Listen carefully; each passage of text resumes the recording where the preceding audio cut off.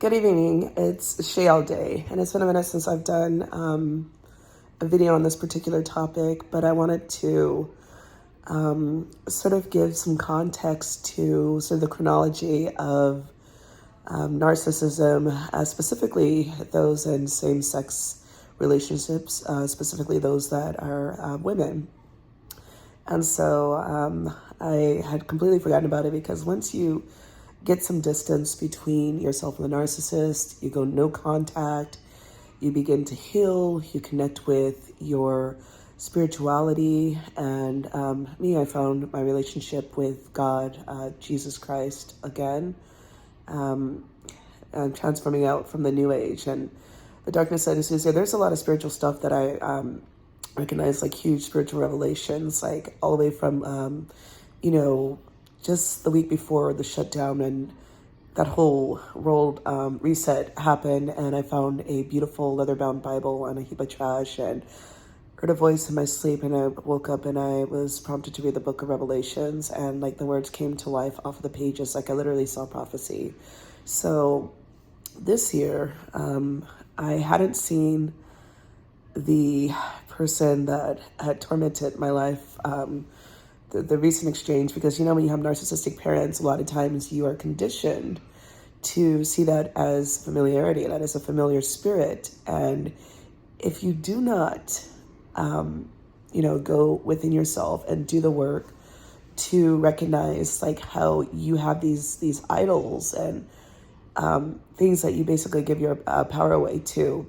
An idol can be anything. A lot of people worship celebrities. Well, sometimes people worship relationships and the need to avoid being alone, because our society says that if you're alone, a lot of times they think something's wrong with you. But, when you're wise and you're confident in yourself and you know who you are in Christ, you have no issue with following the straight and narrow path and really becoming the best version of yourself.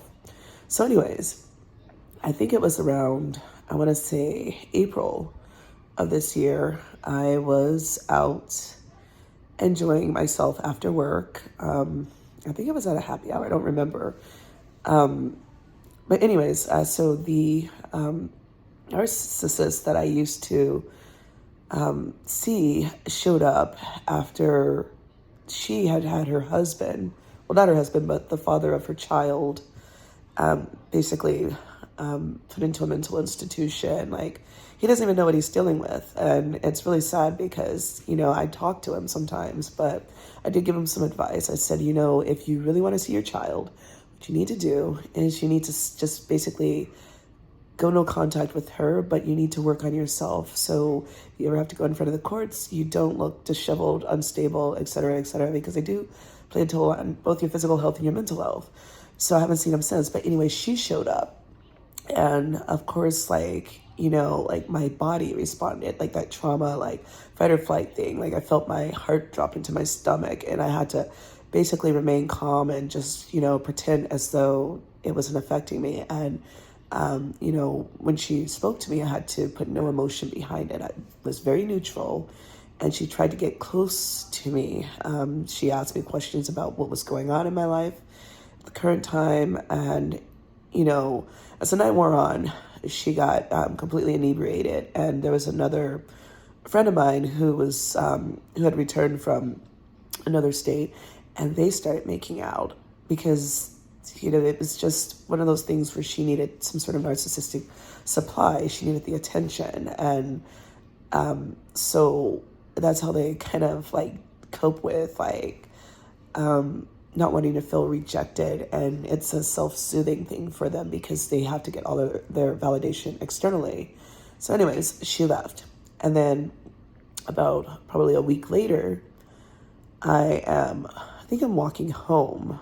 I just gotten off work, and she was with her son.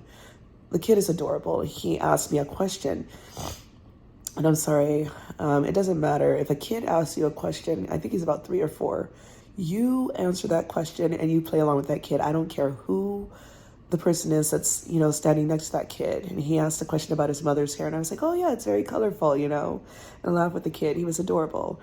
And then I just kept it going. I didn't acknowledge her, but about a week after that, ran into said narcissist again, because for a while she had stayed out of places where I was, but she started realizing where I hung out, and so she started popping up. And so the catch in all of this is that when you're first in the thick of it, it is very destabilizing because there's a lot of raw emotions. You're in this fog. You don't really know who you are. You're a former shell of yourself. You have these doubts that maybe you're wrong about this person, and like the bad behavior is just because of this. You have to absolve the cognitive dissonance. And once you put enough space between you, a situation, e.g. going completely no contact, it becomes easier and easier. But I will admit, at first, when I, like some years back when I was first going through all of this, it was very difficult. I had to literally, get a grip on my own mind. I had to renew my mind. I had to get into journaling. I had to start exercising. I had to start eating healthy. I had to start blocking the people that were associated to the toxic individual that wanted to, still have like a sort of like a glimpse into my life. And so that was the only way that I could heal completely. I had to disappear. It was a brutal season of isolation because it was easy when, the narcissist had convinced all these flying monkeys that I was the culprit.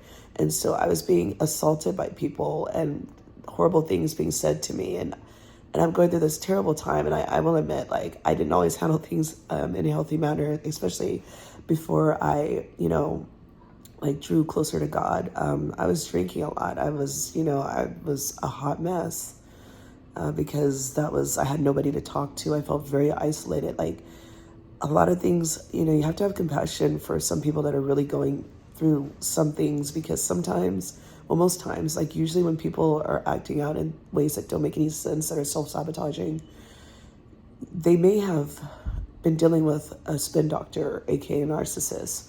So it's really empowering when you get the distance from the narcissist and you see them for exactly who they are, and you can put emotional distance between reacting to them and just responding or not engaging at all. It's really empowering. They don't have that ability to self-soothe. So it's actually a very huge blow to the narcissist. And you can actually see how they kind of shrink down. And it's really sad because they should be able to self-soothe. And I don't really like the idea of like making anybody feel this way, but they really do that to themselves because you won't give them your power. That is your life force. And so just know that once you put some distance and some space between it, it does get better. You become much more powerful in who you are and what you can be and your potential. You have more energy because now you can actually live in your purpose, because they drain you of your ability to just show up for life, to pursue your goals. And I'll end it on this. Years ago, I was married to a very sadistic narcissist, and when I was looking back at my medical records, it said that I had schizophrenia and some other like substance abuse issues, and that wasn't actually true. That was the narcissist. And then I looked at all the letters that were written to the doctors, and it wasn't my writing, it wasn't my voice.